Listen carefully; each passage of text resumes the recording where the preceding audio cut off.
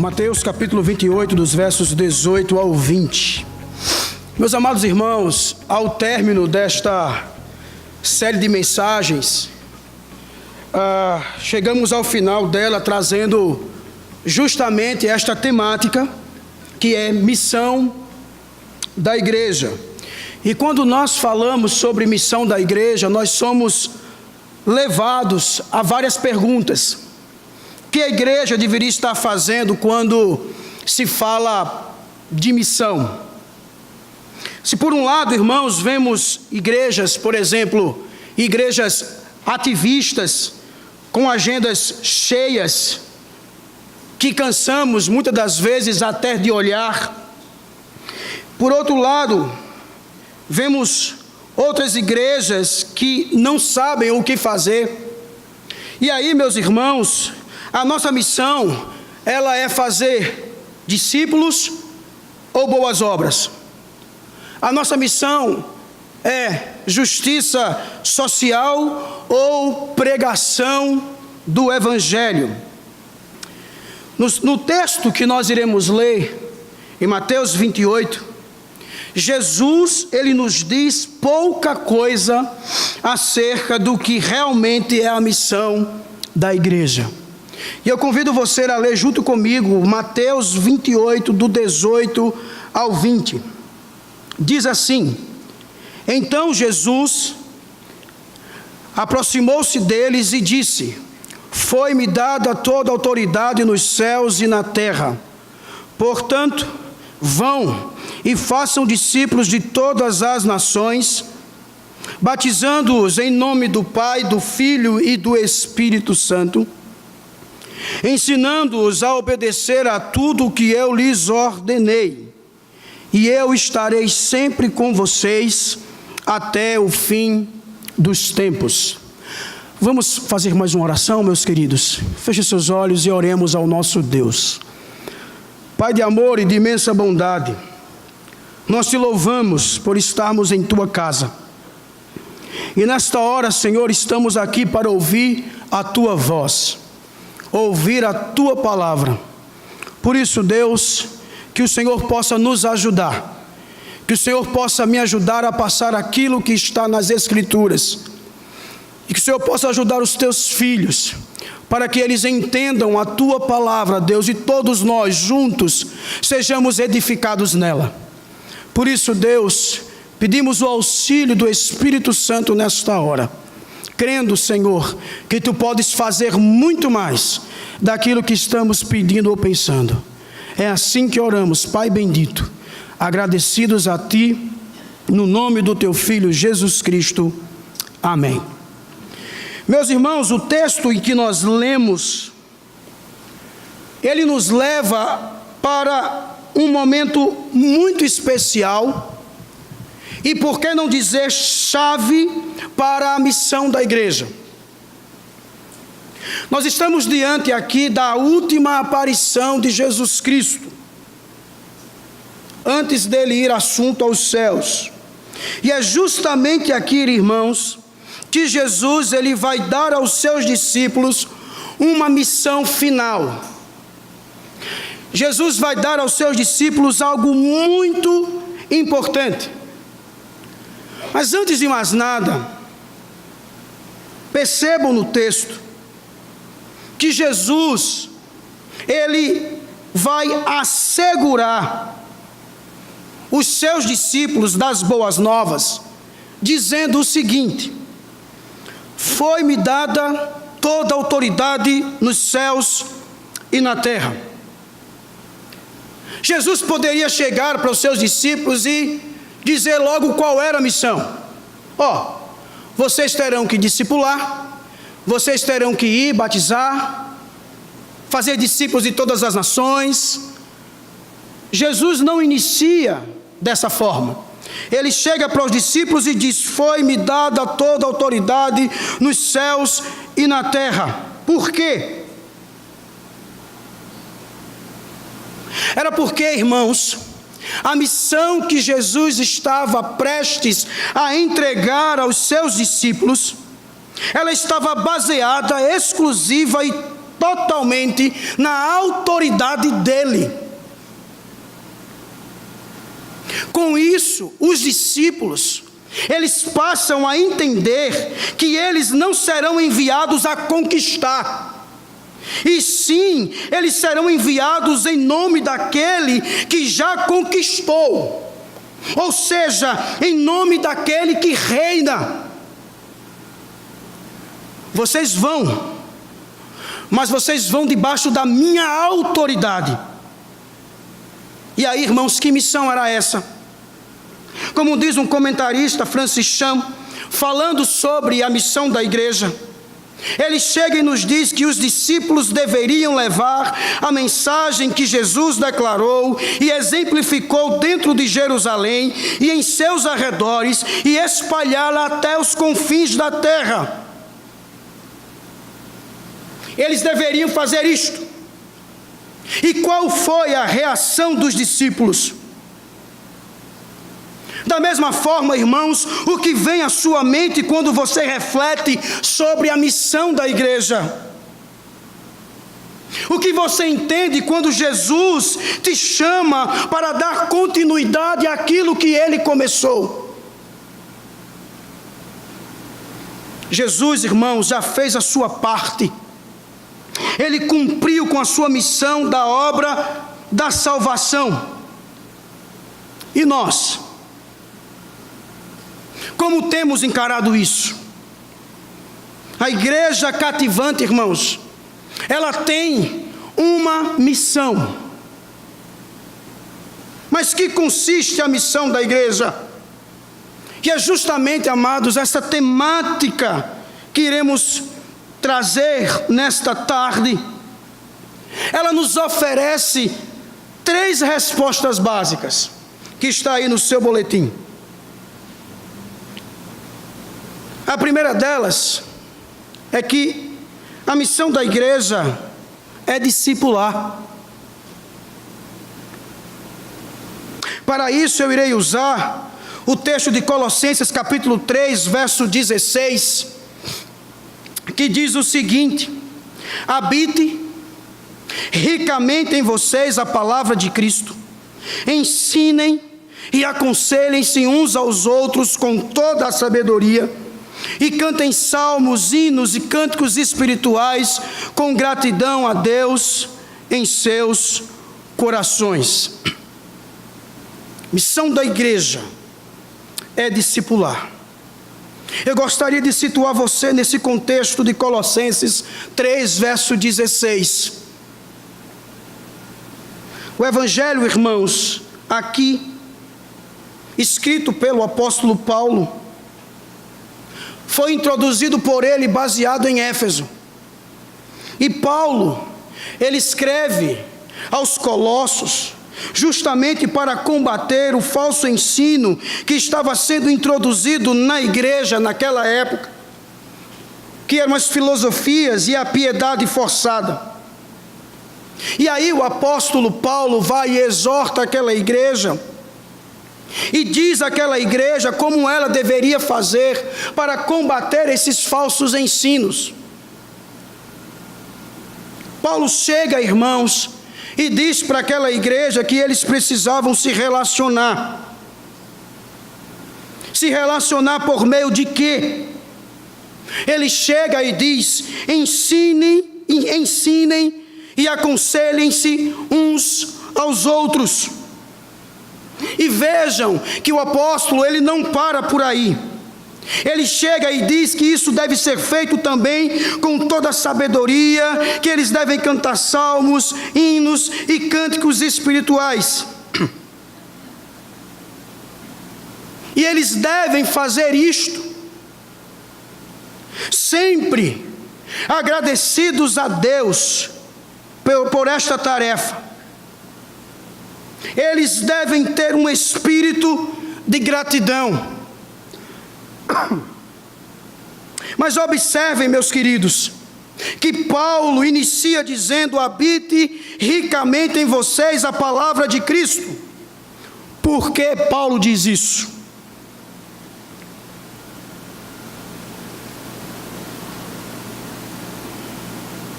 Porque é a palavra de Cristo, irmãos.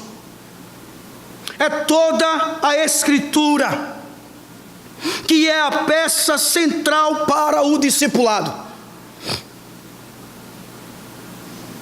Se a igreja ela quer discipular, ela tem que entender isso.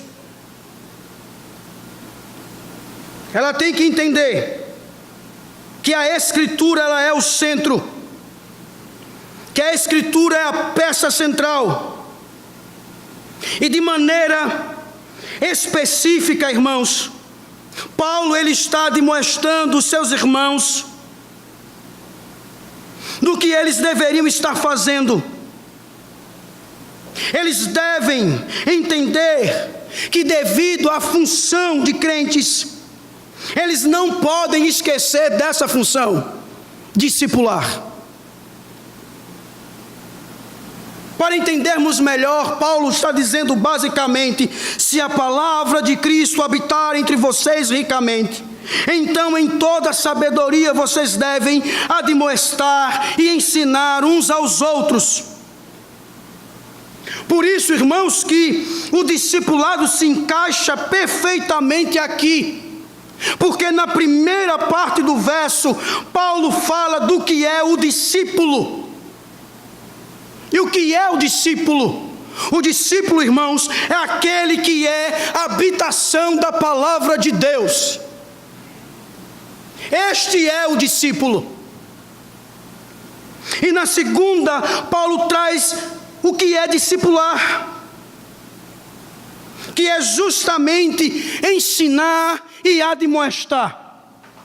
Entendam, discípulo é aquele que é a habitação da palavra de Deus, e discipular é ensinar e admoestar. Mas como, pastor, podemos fazer isso na prática? Em outras palavras, como viveremos, irmãos, o discipulado aqui na nossa igreja? E eu quero sugerir mudança de mentalidade. Por exemplo, a primeira delas, do realizar programas para edificar pessoas. Irmãos, o nosso pensamento, ele deve estar nas pessoas da igreja. Programas são bons por alguns momentos, mas isso não deve ser prioridade da igreja. Temos que ajudar uns aos outros no crescimento, na maturidade cristã. Por isso que Paulo, ele destaca: ensinem, aconselhem-se uns aos outros. O comentarista do livro A Treliça e a Videira nos diz que quando fixamos o pensamento nas pessoas da igreja, isso muda o nosso foco para colocarmos em primeiro lugar e edificarmos ministérios ao redor delas.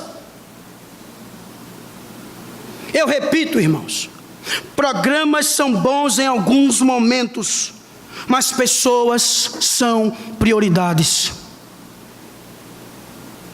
Edificá-las e firmá-las na caminhada cristã é o mais importante. Eu e você, nós fomos chamados para encorajar e a incentivar o nosso irmão. Como diz um outro comentarista, a igreja é um grupo de pessoas redimidas que vivem e servem juntas de tal forma que sua vida e comunidade são transformadas. O que importa é a sua interação com as pessoas que Deus colocou em sua vida.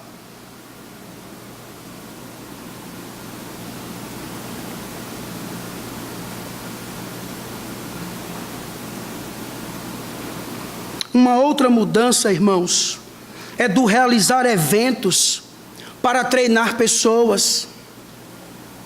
Nós encontramos igrejas adotando vários tipos de abordagens. São reuniões, são cultos evangelísticos, são reuniões de missões, café de homens, café de mulheres, café de adolescentes, café de crianças. São abordagens e abordagens criativas.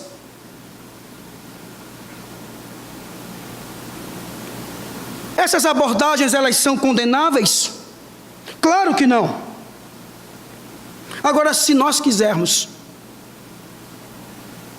ser uma igreja que tem o discipulado como prioridade, qual será o resultado disso? O resultado, irmãos, é que pessoas que serão discipuladas, consequentemente se tornarão comunicadoras das boas novas em qualquer lugar. Também devemos mudar do usar pessoas para promover o crescimento de pessoas. Nós sabemos que na igreja existem os chamados voluntários, e que pela graça de Deus, esses voluntários são a força vital da comunidade, porque são eles que ajudam no desenvolvimento da igreja em várias frentes. Mas há um perigo. O perigo, irmãos, de se ter só voluntários na igreja, é que eles serão usados, explorados e não treinados. Aí é que está o problema. Você que está lendo o livro A Treliça e a Videira, você viu lá que ele diz que é preciso desenvolver suas vidas cristãs, devemos ajudá-los a crescer no conhecimento e no amor a Cristo, porque serviços resultam do crescimento cristão e não o contrário.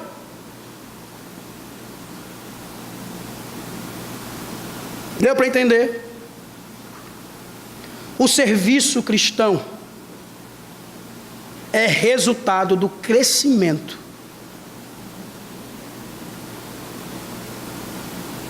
Na palavra de Deus. O serviço é resultado do crescimento cristão e não o contrário.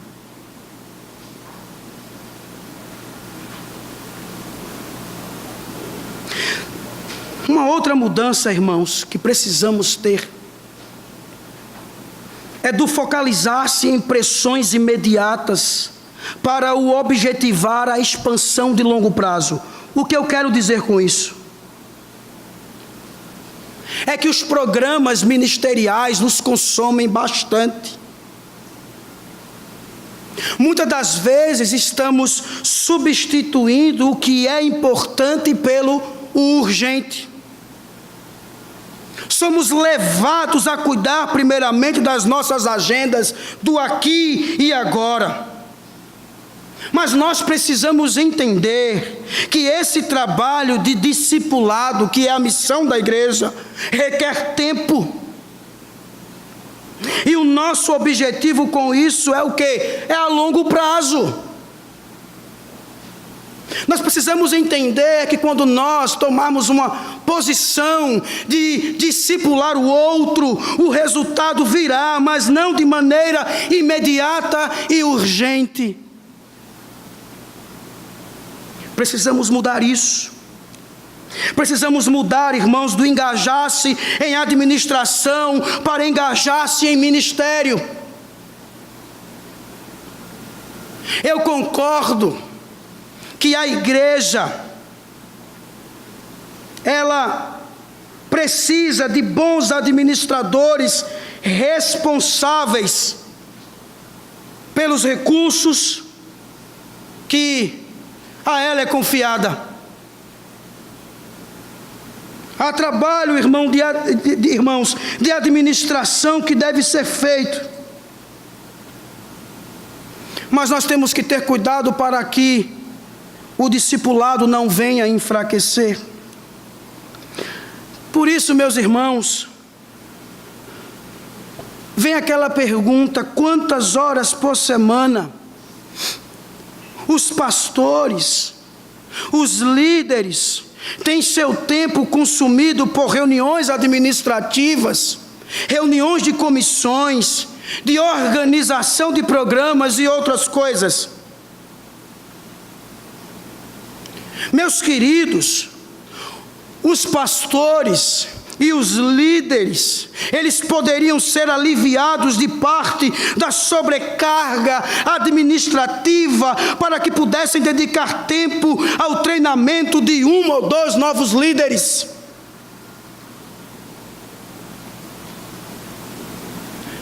Irmãos poderiam se levantar nessa área e dizer: pastor, eu estarei à frente disso, cuide em treinar, cuide em discipular. Por último, irmãos, e não menos importante, fazemos pelos outros e pela igreja porque amamos a Jesus.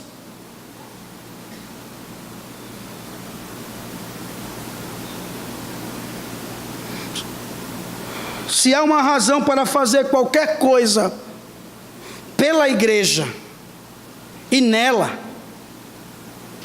é porque somos discípulos de Jesus Cristo. Amém? Porque somos discípulos dele. E eu digo isso, irmãos, porque Jesus é o maior exemplo de sacrifício e amor por ela. A igreja hoje, ela é uma realidade não por conta de seus planos ou por técnicas de persuasão, mas porque, irmãos, é como diz Paulo aos Filipenses, capítulo 2, verso 6, Jesus não considerou o ser igual a Deus. Jesus não considerou o ser igual a Deus algo a que devia apegar-se. Jesus, irmãos, ele conquistou para si e a mantém de pé. Não com base em ambições egoístas, mas porque ele mesmo, ele foi esmagado na cruz do Calvário pela ira do nosso Deus contra os pecados dela.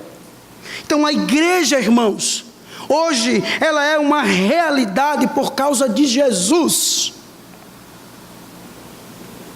Por causa de Cristo. E o que Deus espera de nós? Deus espera de nós que tenhamos a mesma atitude dele. Sacrifiquemo-nos uns pelos outros. Consideremos os outros mais dignos do que nós mesmos. Caminhemos juntos, porque entendemos, irmãos, que Cristo recebe toda a glória ao ver o árduo trabalho de suas mãos crescer e dar frutos para a glória do Pai.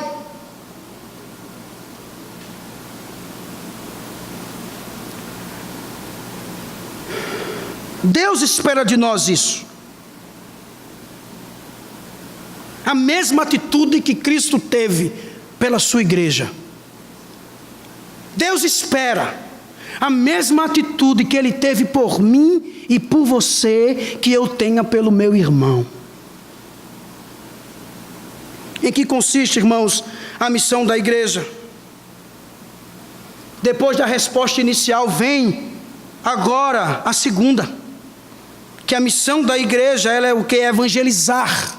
É evangelizar. Para tratar de forma breve do assunto, vamos ler o livro de Atos dos Apóstolos.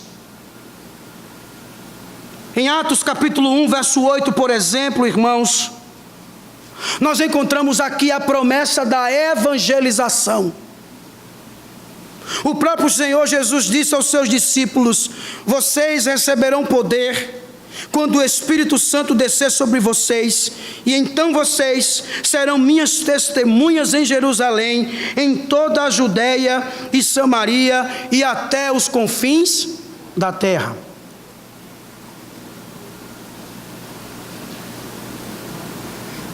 Da promessa, irmãos, vamos ao treinamento da evangelização em Atos 2.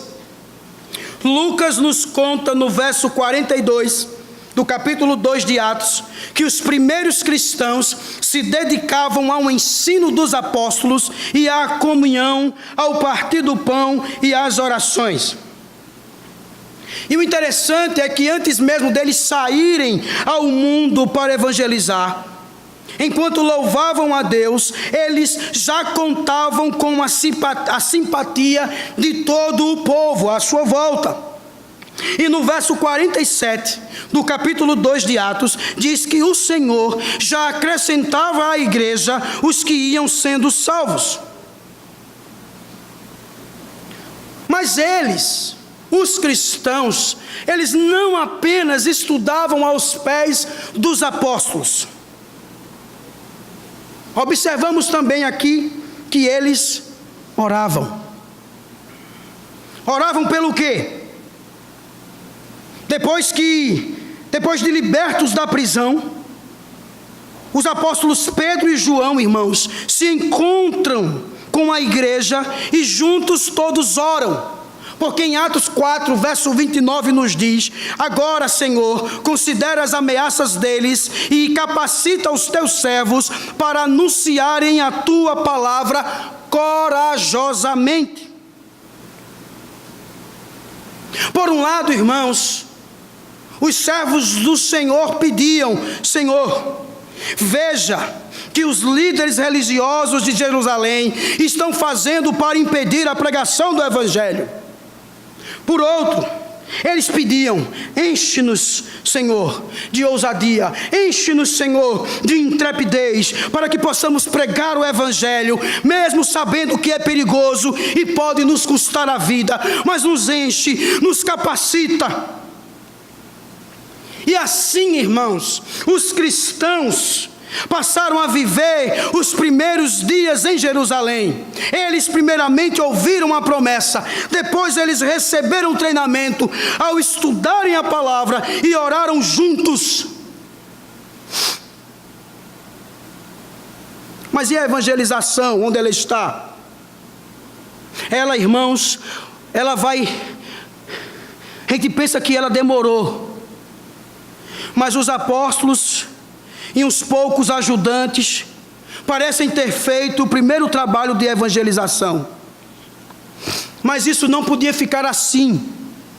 Não era para ser assim. Por isso que Lucas nos conta em Atos 8 que desencadeou-se grande perseguição contra a igreja em Jerusalém. Diz o texto: todos, exceto os apóstolos, foram dispersos pelas regiões da Judeia e da Samaria. Aquela perseguição, irmãos, que inicialmente estava, podemos dizer assim, limitada aos líderes da igreja, agora se voltará a todos. Os apóstolos, eles ficaram para resistir aos ataques de frente, mas os cristãos, os demais, todos eles foram dispersos. Para onde foram? Diz o texto: para as regiões da Judeia, da Samaria, exatamente, irmãos, como Jesus prometera no capítulo 1. E aí o que fizeram naquelas regiões? É claro que eles trabalharam, eles estudaram, eles compraram, venderam, comeram, eles dormiram.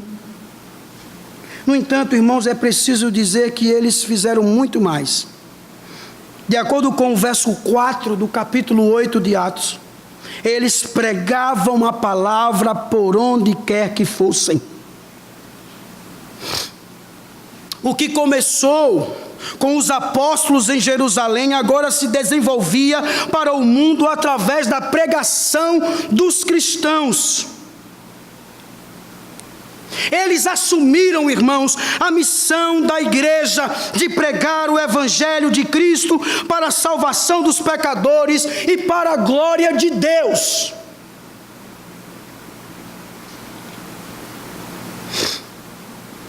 Esta também é a nossa missão: pregar o Evangelho. Não há dúvida, irmãos, quando nós lemos sobre o assunto no Novo Testamento. Um certo jovem escocês, em uma reunião de oração, se levantou e contou em lágrimas a extraordinária história de como fora convertido. Ele explicou que estivera no Titanic naquela noite em que este batera no iceberg. E aí ele diz, irmãos, no seu testemunho, que ele agarra a um pedaço de destroços flutuantes nas águas que estavam congelando. De repente ele conta que uma onda trouxe um homem chamado John Harper e o colocou perto de mim. Harper estava também agarrado em um pedaço de destroços. E Harper, quando chega próximo dele, ele relata dizendo que ele gritou: homem, você é salvo. E ele disse: não, não sou. E ele gritou de novo: creia no Senhor Jesus Cristo e você será salvo. E este jovem, irmãos, continuou dando seu testemunho, dizendo que as ondas levaram Harper para longe novamente. Mas logo depois, ele foi trazido de volta para o meu lado. E o jovem diz assim, que Harper chega novamente para aquele jovem e diz assim: você está salvo agora, jovem? E ele disse: não. Eu respondi. E ele chega e diz assim, Harper chega e diz: creia no Senhor Jesus Cristo e você será salvo. E o jovem relata, irmãos, que ele, Harper, solta o pedaço da madeira e ele afunda. E aquele jovem ali sozinho, naquela noite congelante, tendo mais de 3 quilômetros de água abaixo, ele diz que ele passa agora a confiar em Jesus Cristo como seu Salvador.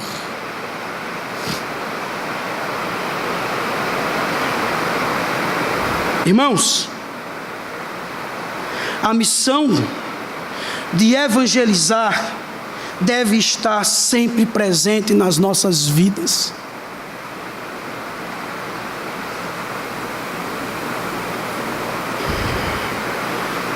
Naquele contexto, irmãos, eu confesso se eu iria dizer isso para aquele jovem.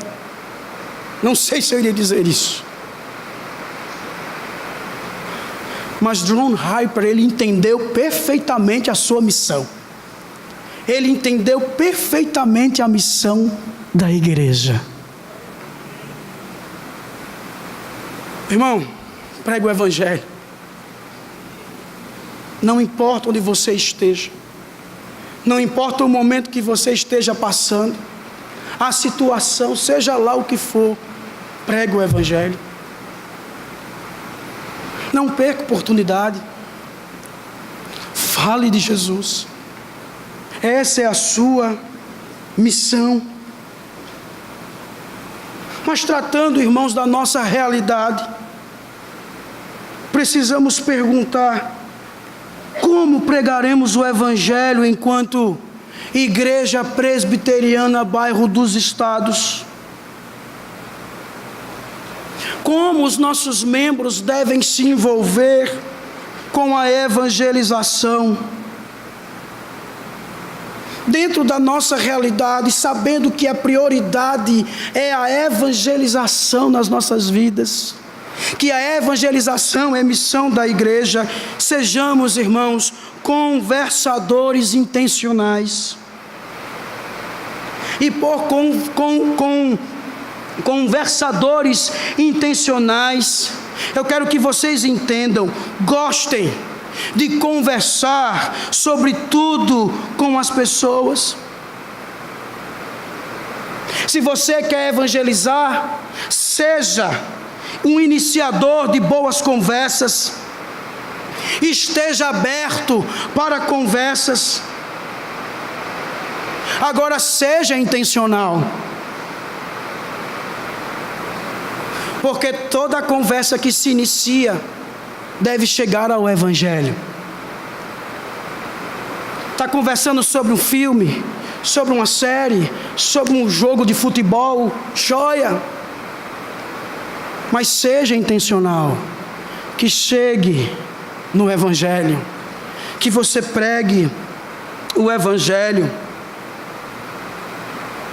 Além de sermos conversadores intencionais, nós precisamos ser também, irmãos, frequentadores intencionais.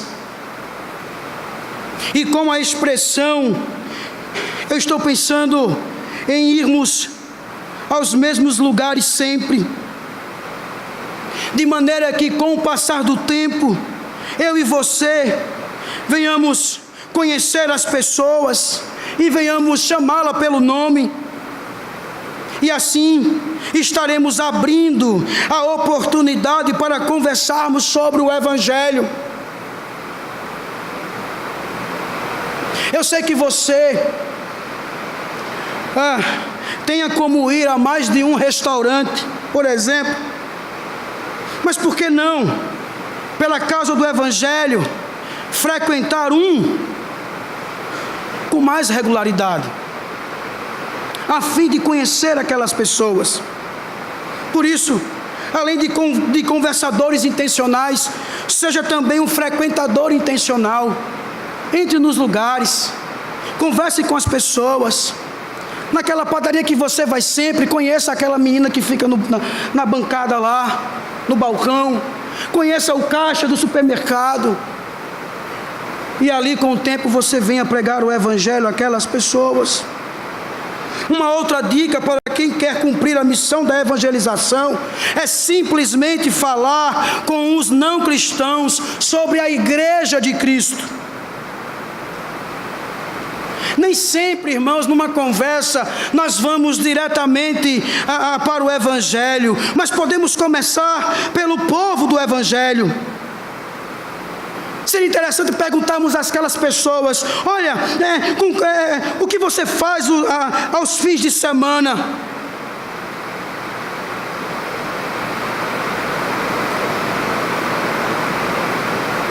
Seria interessante fazermos isso. Às vezes temos experiências negativas quando convidamos pessoas a virem à igreja.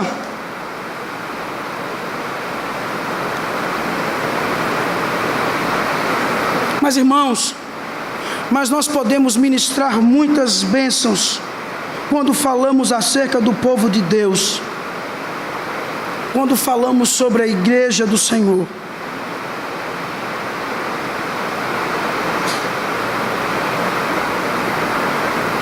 Uma outra dica na área da evangelização: misture o seu ciclo de hospitalidade. Já pensou em ter em sua casa, ao mesmo tempo, amigos do trabalho e amigos cristãos?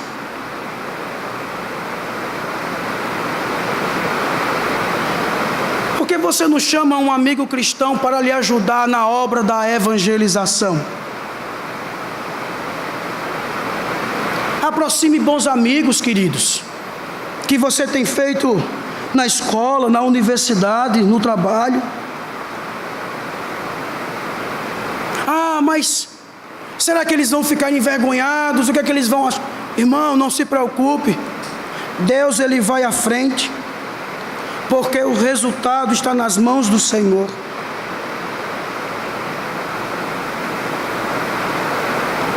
Uma outra questão na área da evangelização que podemos fazer, e eu aqui estou pensando nos pregadores e líderes da nossa igreja, é que primeiro, irmãos, tenhamos em mente que o culto é para Deus e para os cristãos.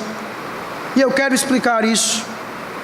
É que muitas pessoas vão nos dizer que se queremos evangelizar, nós precisamos fazer do culto algo menos para os cristãos e mais para não cristãos. Já viram isso? Temos que mudar aqui o cenário, as coisas, para que as pessoas que venham, os visitantes, eles não se sintam chocados, pressionados. Então, nós vamos mudar alguma coisa. Irmãos, o culto é para Deus. O culto é para os crentes. Nós não temos que fazer nada para atrair pessoas. Nós não devemos mudar, por exemplo, a liturgia do nosso culto, para que as pessoas não se sintam constrangidas de forma nenhuma. Isso nunca foi um conselho bíblico. De acordo com a primeira carta aos Coríntios, o culto é primeiro para cristãos. O culto, irmãos, é para edificação, é para treinamento. A evangelização não é obra de homens inteligentes e técnicas apuradas. Ela é feita no mundo por cristãos comuns, cheios do amor pelo Evangelho, que escutam aos domingos.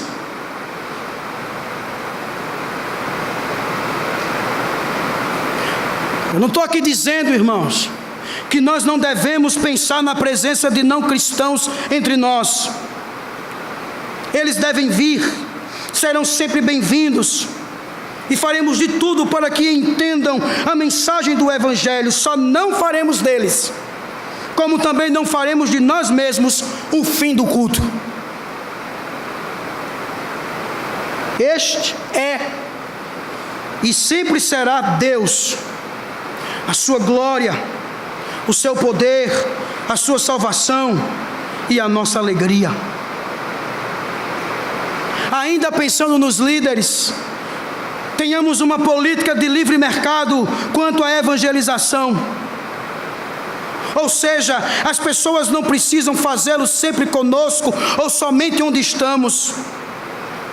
O nosso trabalho é treiná-las e encorajá-las a fim de que voltem aos muitos lugares que já frequentam para repartir o Evangelho, como o Senhor mesmo lhes permitir. Entendam, não é a minha ideia, não é a sua ideia. Não pode ser do seu jeito ou somente do meu jeito. Nós, irmãos, tenhamos liberdade para pregar o Evangelho à nossa maneira e às pessoas que Deus nos enviar. A questão não é tanto como, onde ou quem. O que jamais podemos perder de vista é que, ou seja, que Evangelho estamos pregando.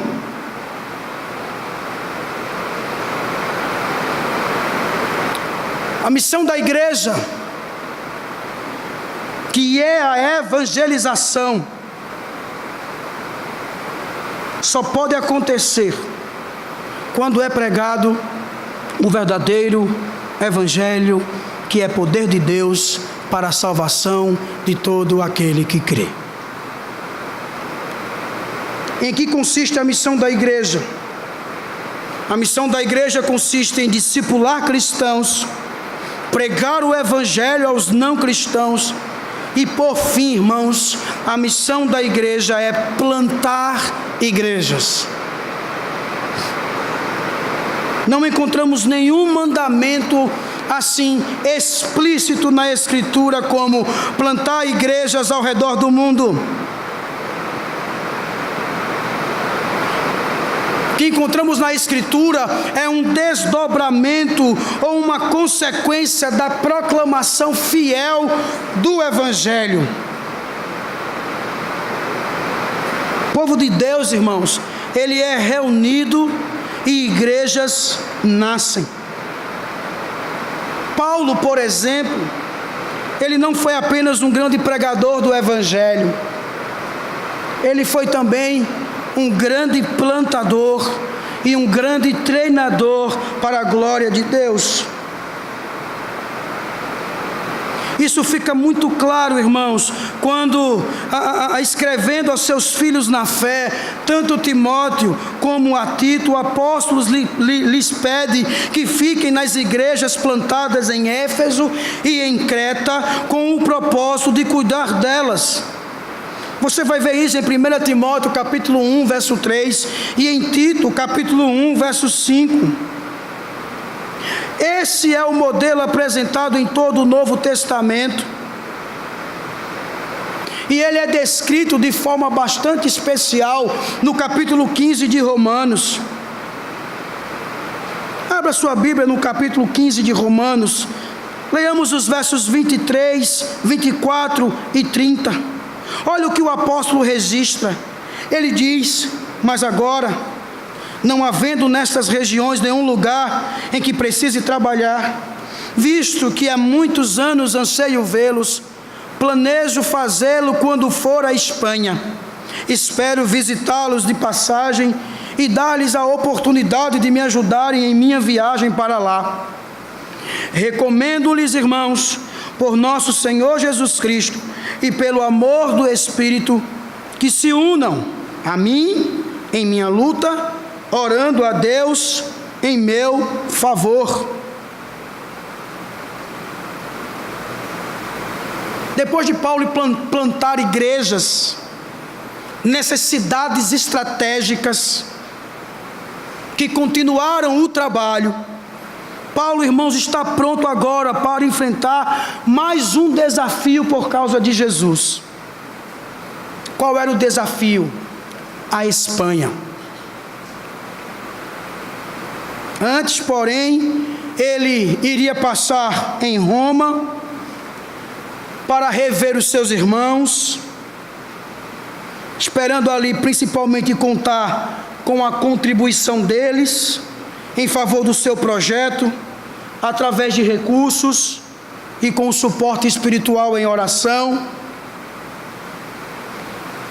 Mas com isso, irmãos, o apóstolo Paulo, ele deixa muito claro que a plantação de igrejas e o treinamento de seus futuros líderes não é uma obra de um só homem, mas responsabilidade de toda a igreja.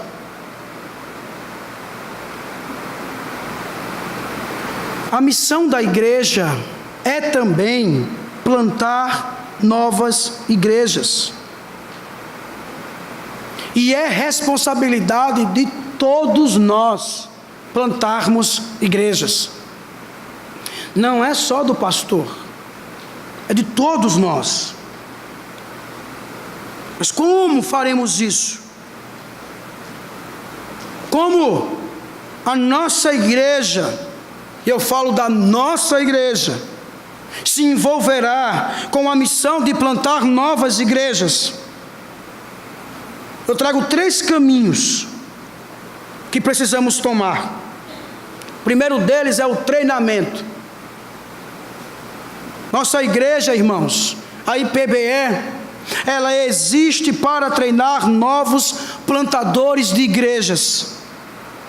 E nesse sentido, a nossa igreja, ela é uma escola de plantação. Nós estamos aliados à teoria dos seminários. A nossa igreja, se você tem prestado atenção, ela tem oferecido conteúdo e prática no exercício pastoral para vários jovens há anos. E sabendo dessa vocação santa que temos recebido, qual deveria ser a nossa participação? Por um lado, nós devemos nos alegrar com o que Deus está fazendo no nosso meio, de vez de sempre esperar os melhores sermões dos melhores pregadores. Nós deveríamos nos alegrar toda vez que alguém diferente sobe para pregar, ainda que seja dando os primeiros passos. Quando a gente vê um jovem chegando aqui, abrindo a Escritura e pregando o Evangelho, nós devemos nos alegrar com isso, porque Deus está fazendo a obra, Deus está agindo na vida. Por isso, irmãos, não podemos ser consumidores apenas. Nós somos participantes de algo muito maior. O importante é que aquele que suba aqui, ele pregue verdadeiramente o Evangelho. Nem que seja um gago. Vai ser difícil, mas ele está pregando o Evangelho.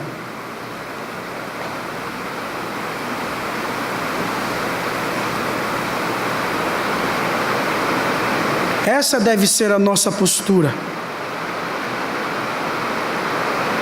Não somos consumidores. Por isso, eu e você não temos o direito de escolher frequentar culto por este ou aquele pregador. Nós não temos isso. O que devemos fazer, irmãos, é sentar com o objetivo de ouvir a palavra de Deus, dar graças a Deus pela escolha que Deus fez em trazer um pregador X para falar aos nossos corações, e ponto final.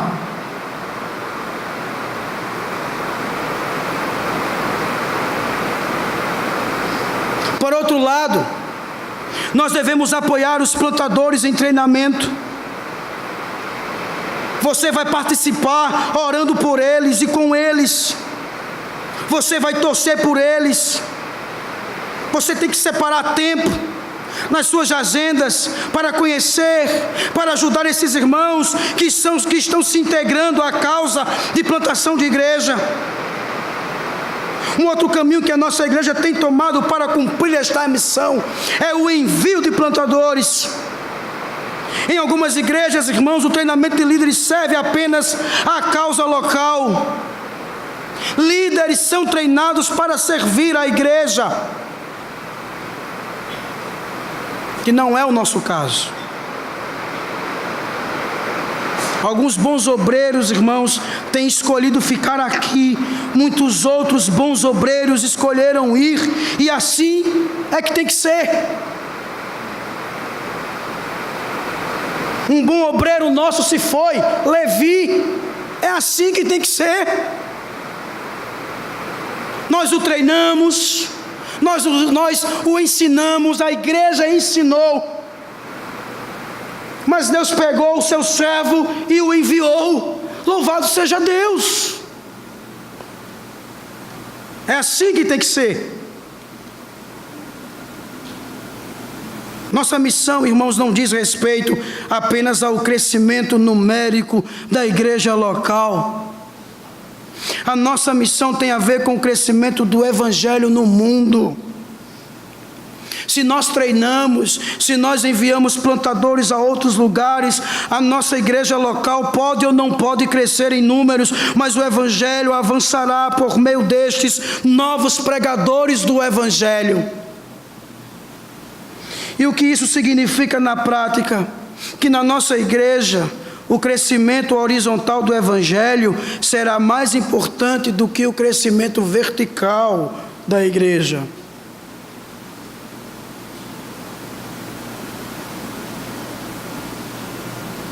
Mais importante para nós, irmãos, é que o evangelho seja divulgado por essa cidade e por esse mundo afora.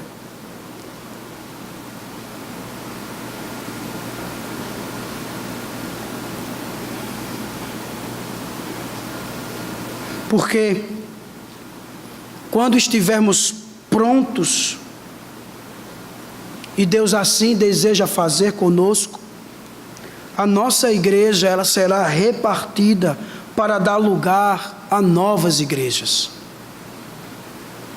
E o que eu quero dizer com isso?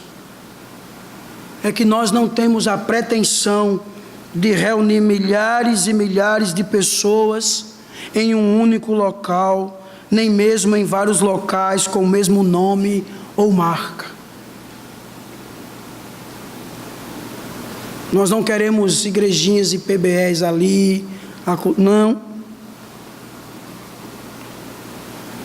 Em algum momento do nosso futuro próximo, nós seremos desafiados por Deus a plantar novas igrejas em nossa própria cidade.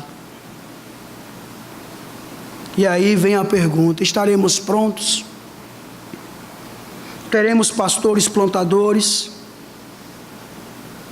E tão importante quanto, teremos cristãos plantadores?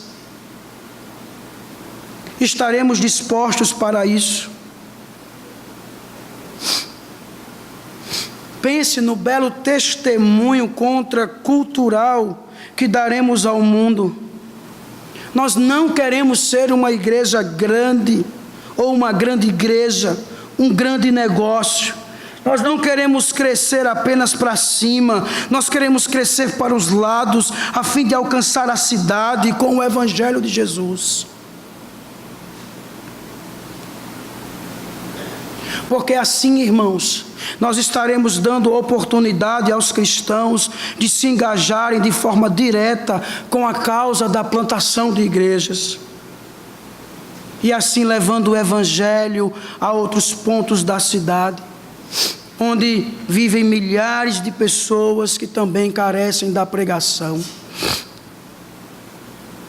Até lá, irmãos, o que devemos fazer? Treinar e sermos treinados. Devemos orar para cumprir a missão de plantar novas igrejas para a glória do nosso Deus. O que a igreja deveria estar fazendo? Essa foi a pergunta com a qual comecei hoje. Eu sei plenamente, irmãos, que muitas igrejas elas estão envolvidas com muitas coisas. Também sei que muitas outras estão perdidas quanto ao que fazer. Não é o que nós queremos aqui. Embora poucas, nossas tarefas são de forma assim gloriosa, porque nos foram dadas pelo próprio Senhor Jesus. E nós temos a certeza que isso resultará no crescimento dos cristãos e na salvação dos pecadores, na expansão do Evangelho. Isso aqui, irmãos, trata-se de uma visão que deve nos encorajar. Foi assim, pensando no Senhor Jesus e na obra do Evangelho, que David Brainerd se preparou para morrer. Foi dessa forma, irmãos. Era apenas um jovem com 29 anos, que tinha vivido apenas 4 anos no campo missionário. 4 anos no campo missionário. E ainda assim, mesmo antes de ter uma esposa e uma família, este servo de Deus terminou seus dias feliz no Senhor. Em seu diário, organizado e publicado por Jonathan Edwards, ao levantar a pena pela última vez, irmãos, David ele escreve o seguinte, diz assim: hoje, por várias vezes, minha alma se sentiu docemente ligada a Deus, e anelei estar com Ele, a fim de poder contemplar a sua glória. Sentia-me docemente disposto a entregar tudo a Ele, incluindo os meus mais queridos amigos e o meu amado rebanho, o meu irmão ausente e todos os meus interesses, agora e para a eternidade. Quisera que o seu reino viesse a este mundo, para que todos pudessem amá-lo e glorificá-lo por aquilo que Ele é em si mesmo, e para que o bendito Redentor pudesse ver o penoso trabalho de sua alma e ficasse satisfeito. Ó Senhor Jesus, vem prontamente. É assim, irmãos, que eu e você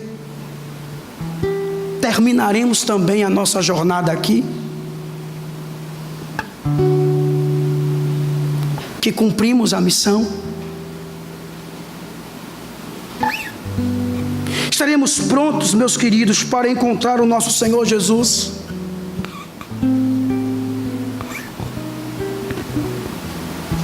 Mais uma vez eu pergunto: temos cumprido a missão? Oh, irmãos, precisamos discipular mais. Precisamos evangelizar.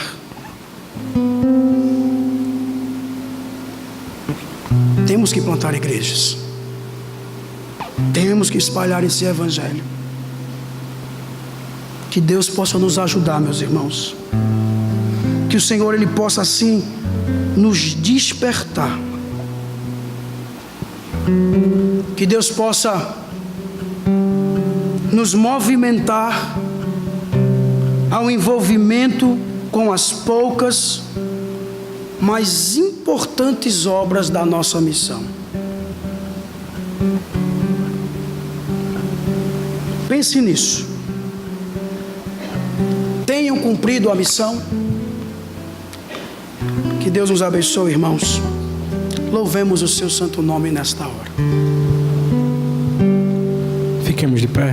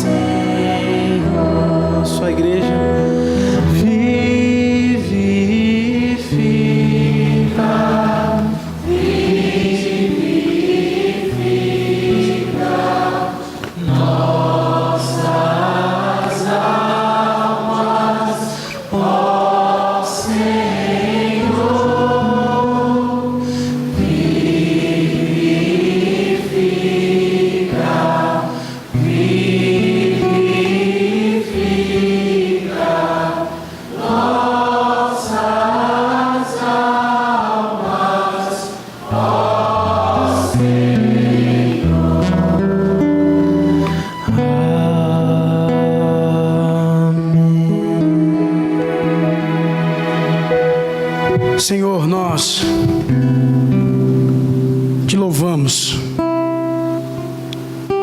por estarmos na tua casa. Vivifica, Senhor. vivifica a tua igreja. Vivifica as nossas almas, Pai. Fortalece, bendito. A nossa dependência está exclusivamente no Senhor, Pai. Por isso, Deus, neste momento, início de noite, que saiamos daqui, Pai, dispostos a cumprirmos com a missão da igreja. Nos ajude, Senhor, para que possamos nos relacionar com os nossos irmãos, que possamos discipulá-los, ó Deus, que possamos ensinar, admoestar. Senhor, nos ajude para que possamos pregar o Teu Evangelho em tempo e fora de tempo. Como também, Senhor, nos ajude a plantarmos igrejas. Vivifica, Senhor, a Tua igreja. Vivifica, Senhor, o Teu povo. Nos ajude, Pai. A nossa dependência está no Senhor. Nos leve em paz para casa. Nos dê uma semana abençoada na Tua presença. Nos livre, Senhor, de todo mal. E que venhamos cumprir, Senhor, com a missão. É assim que oramos, Pai. Gratos a Ti, no nome do Teu Filho Jesus Cristo. E que o amor de Deus, o nosso Pai, a graça do nosso Senhor e Salvador Jesus Cristo, o poder e as consolações do Espírito Santo estejam com todos nós, agora e para todo sempre. A igreja diz: amém. Deus nos abençoe, irmãos.